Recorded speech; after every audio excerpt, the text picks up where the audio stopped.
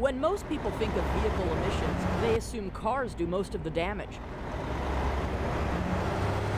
But environmental advocates say it's actually commercial trucks that are largely to blame. Making matters worse, freight traffic on roadways is expected to double by 2050.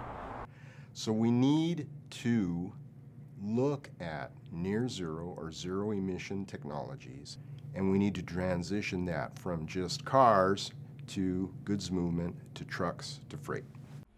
Enter the eHighway of the future, which involves the electrification of trucks and select highway lanes via overhead electrical lines. Think of modern-day trolley and light rail systems, but with commercial trucks.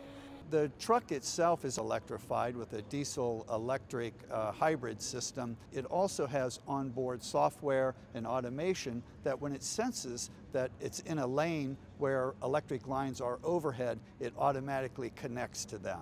Currently being tested in Germany, pilot truck electrification lanes are already being planned in California to connect its ports and cargo centers. The reason? To provide emission-free, noise-free transportation of goods on heavily traveled, albeit short segments of roadways. These trucks are designed to use both electricity and diesel power and will automatically switch to electric mode when they detect and attach to the overhead lines. Once the truck leaves the lines, it's back to diesel.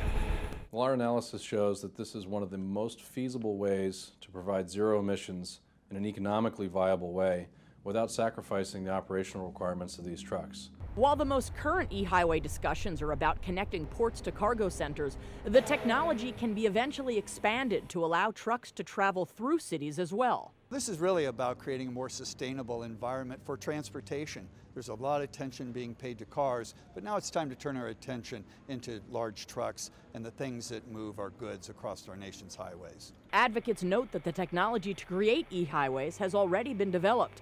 It's just a matter of deploying it in areas where it'll make the most impact. I'm Kate Brooks.